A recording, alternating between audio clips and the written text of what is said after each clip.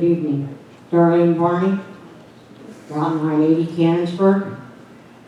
Been 4 generations in this township, and I live very close to one of the wells that were put in Cecil Township over 10 years ago. And as far as I'm concerned, I feel right now that if we stop, and there's a lot of benefits to oil and gas activity here in Cecil Township. We can't turn a blind eye to Range, Mark West, or others who would like to operate here. They are committed to being good neighbors. If you take action that would prohibit or hurt oil and gas activity in this township, I expect we would have a battle. They are here. They have been in communication with the township throughout their operations. I think we owe it to ourselves and to our taxpayers to see things worked out so the residents, the industry, the township can come together for the betterment of this community. I think we need to listen to the industry thoughts and know that their work here can help us not have tax increases in Cecil Township. And that is coming if we do something that is not going to be profitable for us here in Cecil. I was on the work group for the comprehensive plan. Let's have a work group that includes discussions with the industry. I think we need to listen to the industry's thoughts and know that their work here can help us not have tax increases in Cecil Township. Emotional or factual? A major issue is the impact of fracking on Pennsylvania's economy. What will it do to Cecil? A fracking ban in Pennsylvania, according to a recent study, would cause the loss of 600,000 jobs and a $261 billion hit on the economy in Pennsylvania. And I'm going to say it again. 600,000 jobs and a $261 billion hit on the economy in Pennsylvania. Let's think twice before we try and chase drilling out of Cecil Township. Thank you.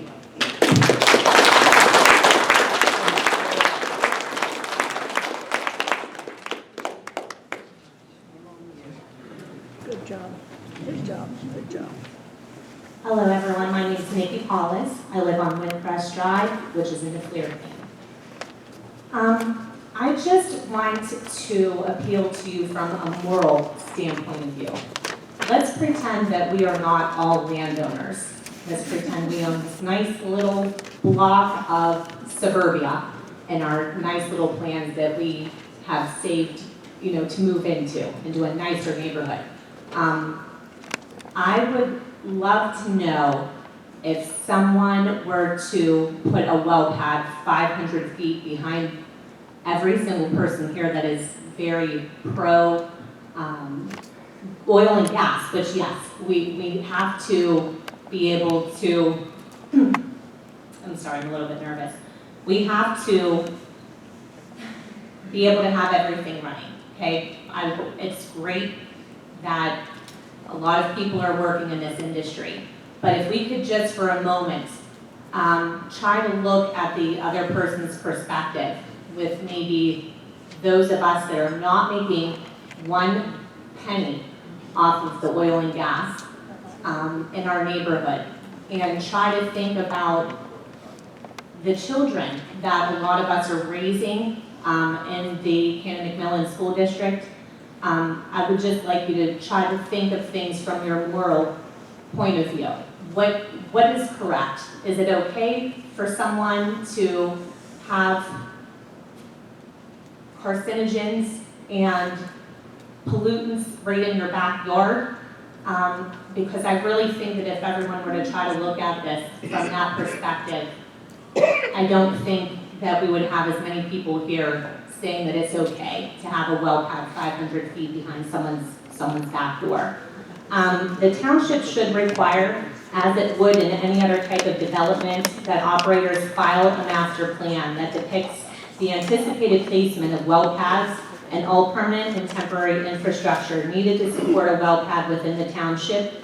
Oil and gas operations are not fixed to a single location in the community. While other industrial and commercial land uses are fixed in place, oil and gas operations can grow within a given community. So we cannot, it would be like on McConnell, we're building a brand new plan that I couldn't imagine that the supervisors would say, we're okay, we're just gonna put in a couple houses here and there. We're not really gonna plan any of this out. If we could even just try to think of it from that point of view, why would we go in without a plan? Why would anyone go in without some sort of plan? So we need to know what the plan is and what that infrastructure is going to look like so that people can make educated decisions, so that people, like the people of Windsor Woods, aren't, hey, let's go retire and have a patio home, not knowing that, unfortunately, they're gonna have a well pad that is literally right in their backyard. They're thinking they're moving to Cecil and having this nice area to live in, nice and quiet, and, oh, sorry about that, we're gonna block your street. You can't even get into your street right now because you can't get into your plan because we have a tractor trailer that's sitting at the end of the street.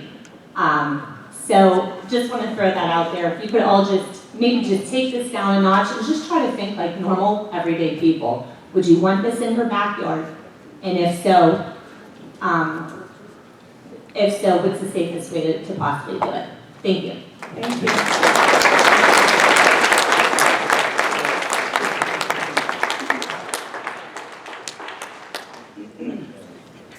Any other township residents? Dan, there's still some people that haven't had the opportunity to speak.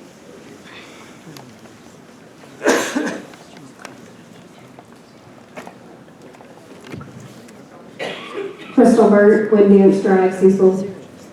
So there's been a lot of great points that were brought up here, and I think as a township supervisors, this has a lot. You guys have a lot of decisions to make, but at the end of the day, I think you're hearing the echo of we have to find a happy medium to how we can safely drill, how we can safely have it in our township, and we have the capability of putting those ordinances in, as Michelle referenced in the ordinances in Indiana County. There's a lot of examples of how we can do that, right? The biggest thing for me is if the Range Resources is claiming they want to be such great neighbors and work with us, then if you're coming into our townships, in our neighborhoods where our kids go to school, they play, then prove that through air quality testing that's monitored before and after, you're going to prove that if there's nothing to hide, then they should be clearly from an outside secondary source not paid by for Range Resources. Studies held that will prove that. Then there's nothing to argue. At the end of the day, Cecil Township is on the map right now as having the highest cases of Ewing sarcoma. Every time I think of Janus, I can't imagine one of my children having to go through that. And for Cecil to sit here and take any of this lightly when we have children dying over rare, that when I went to the cancer cluster meeting, just to refresh memories of statistics, because I'm a number person, there were 6 cases in the time period that they said. 4 of the 6 that were in Washington County were in Canada. 4 of the 6. You know what they said? That's not a cancer cluster because it's not a significant number. It was appalling that she basically said that not one life is statistically important. And that is what you guys have to understand. If one more kid in Cecil Township gets this, because we're not sure if we're doing this right, hold their feet to the fire, make them prove that they're safe, institute these additional setbacks, and that's how you're going to get moving forward.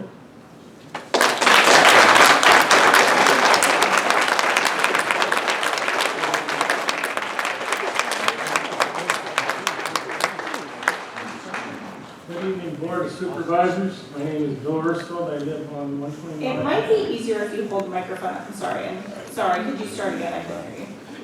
Good evening. My name is Bill Erskine. I live at 129 Park Lane Drive. And I just want to put this into the comment of the public record.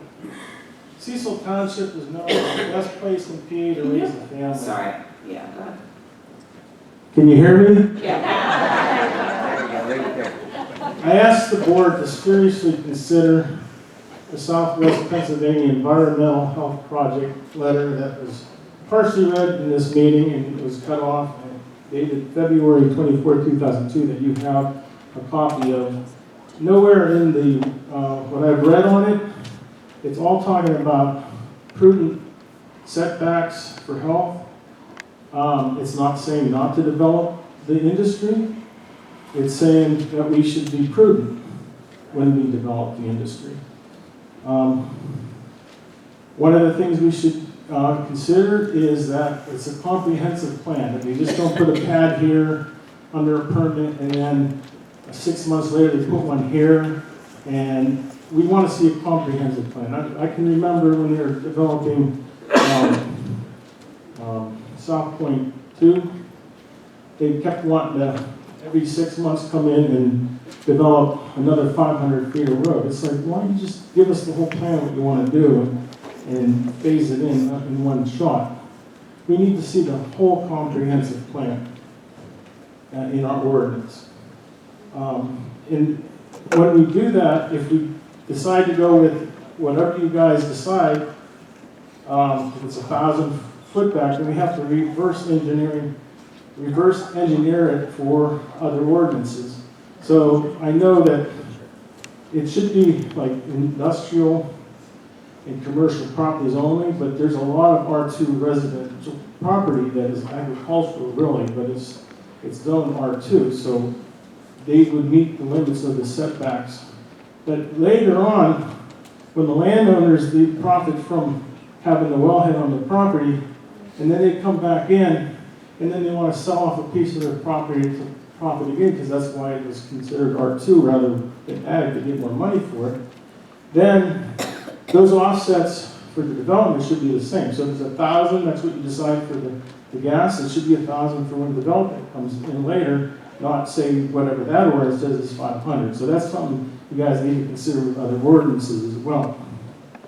Now I've been up in my neighborhood, Kristen Fields, for like 20 years, and I've noticed lately that the air quality isn't as well. Not all the time, but sometimes I'll smell something that shouldn't be there. It's not natural in the environment. So I don't know where that's coming from. So I noticed that the quality of that air is going down. And it's great that we have this gas and oil challenge to rewrite this ordinance, because if we didn't have this challenge, that means we wouldn't have the natural resources here in the first place. Now this natural resource is not going to go away. It's in under our ground. And it's how you develop it. We should protect our health over the development. We should protect the health over any money. Not that we can't make a lot of money for our tax base and everything, but our health should come over that. And we should put the people over the profits. And let's keep Cecil Township the best place to raise a family in PA for our children, our grandchildren, and future generations.